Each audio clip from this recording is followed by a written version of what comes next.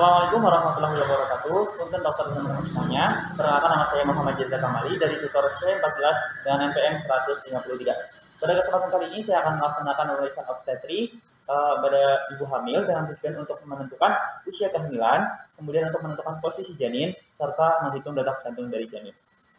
Baik dokter, saya mohon izin untuk memulai pemeriksaannya.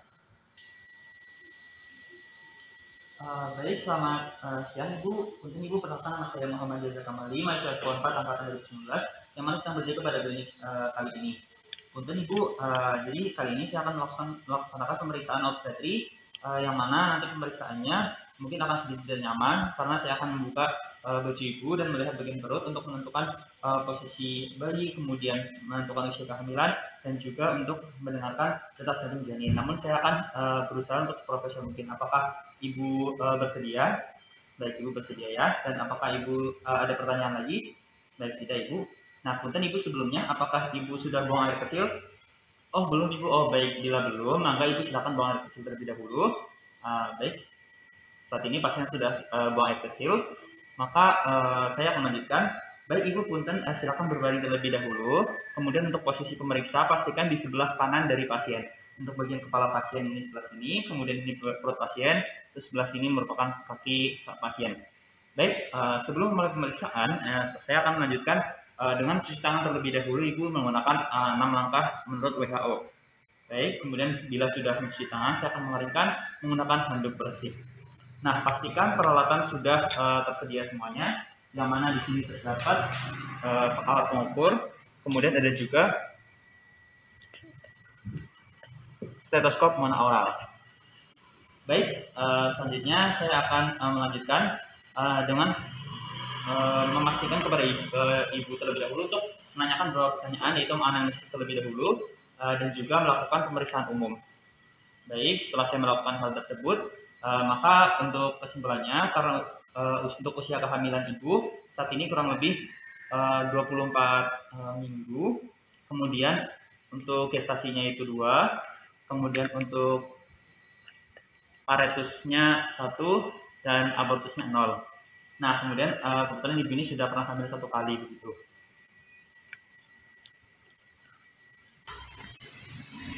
Baik, selanjutnya saya akan melakukan pengukuran tinggi fundus, yang mana saya akan berdiri di sebelah kanan pasien. Kemudian kita akan memastikan letak dari janin pasien, dan pastikan itu posisinya di tengah. Nah, bila masih belum berada di tengah, maka kita reposisi terlebih dahulu. Reposisi ke tengah terlebih dahulu, contohnya lebih ke kanan seperti itu. Nah, kita pegang terlebih dahulu dan kita luruskan untuk supaya pastikan di bagian tengah. Nah, kemudian langkah selanjutnya kita mempalpasi untuk mencari letak dari fundus dari ibu hamil tersebut. Nah, tandai dengan telunjuk. Kemudian kita harus mencari juga letak dari tulang simfisisnya. Baik, jika sudah ketemu, maka kita menggunakan alat pengukur untuk mengukur tinggi fundus dari bagian fundus menuju ke tulang simfisis, dan pastikan itu berada di tengah.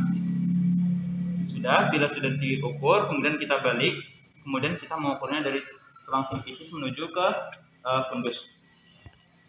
Nah, untuk memastikan bahwasanya pengukurannya itu benar. Nah, kemudian kedua pengukuran tersebut kemudian kita jumlah dan kemudian kita bagi 2 untuk menentukan rata-ratanya. Baik, selanjutnya saya akan melakukan pemeriksaan leopard, yang mana untuk pemeriksaan leopard sendiri posisinya saya akan menghadap ke wajah pasien. Nah, kemudian untuk pemeriksaan leopard ini itu terdapat 4 bagian, leopard 1 sampai leopard 4. Nah, kita mulai dari leopard yang pertama. Leopard 1 itu sendiri bertujuan untuk mengidentifikasi apakah kepala atau bokong yang ada di bagian fundus pasien. Nah, kemudian caranya itu kita harus mempalpasi dengan kedua tangan secara lembut, kurang lebih demikian. Nah, kita raba, kita identifikasi apakah kepala atau bokong yang berada di bagian fundus. Nah, apabila yang teraba itu merupakan sesuatu yang keras, kemudian bentuk melingkar dan bulat seperti itu, dan mudah untuk digerakkan, maka itu bagian kepala, karena kepala masih bisa untuk digerakkan. Kemudian apabila yang di atas itu merupakan bagian bokong, maka akan teraba tidak beraturan dan lebih lembut begitu, dan tidak keras. Oke, baik.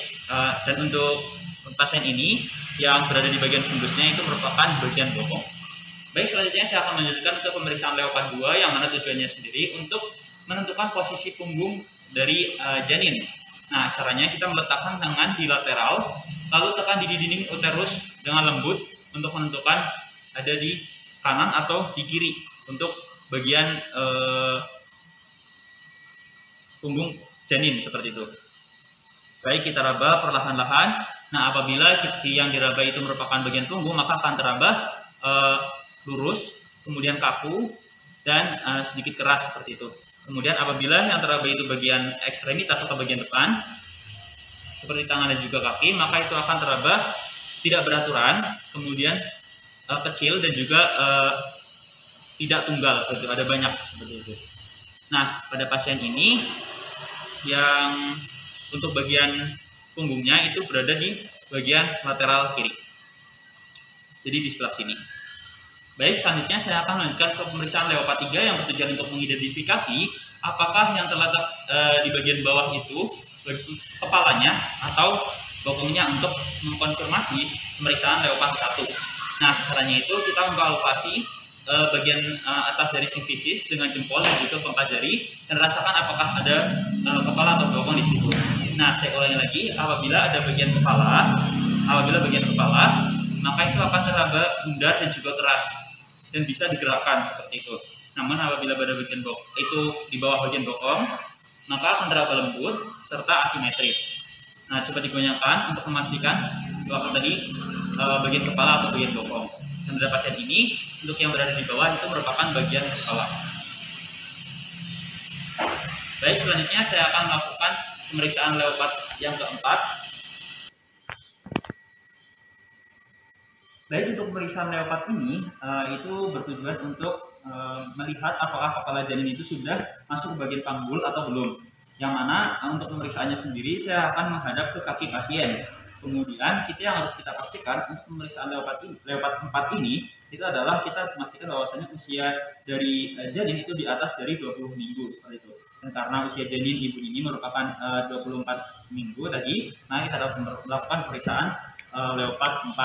Nah, caranya sendiri, kedua tangan kita arahkan ke bagian simfisis dengan ujung jari-jari kita menyatu, dan untuk menyatu atau tidak, dan kita palpasi seperti itu.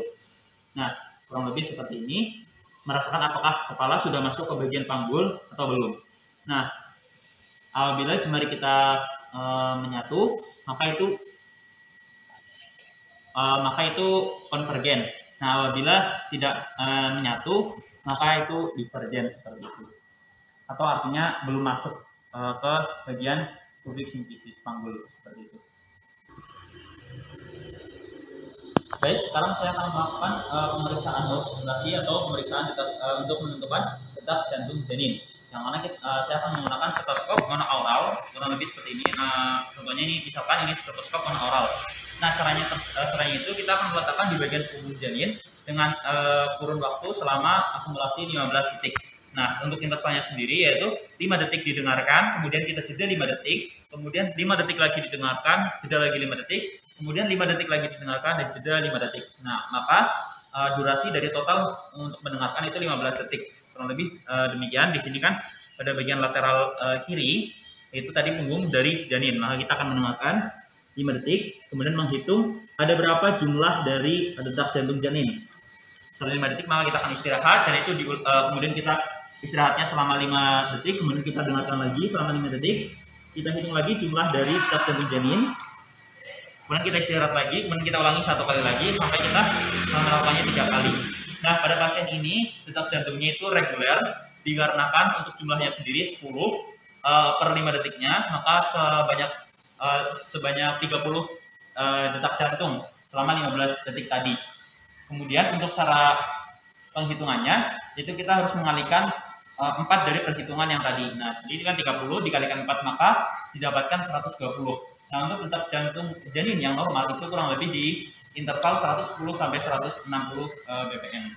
Nah, kemudian apabila terdapat perbedaan, maka kita harus mencatat juga dari ritmenya. Baik, saya akan menyimpulkan dari pemeriksaan kali ini. Untuk pemeriksaannya sendiri, untuk ibu X ini dengan status gestasinya 2, kemudian paretisnya 1, dan abortusnya 0, dengan usia kehamilannya kurang lebih 24 sampai 25 minggu, dan letak janinnya kepala di bagian bawah, dan juga tidak terdapat riwayat sesar atau C-section. Mungkin sekian pemeriksaan obstetri dari saya. Kurang lebih maaf. Assalamualaikum warahmatullahi wabarakatuh.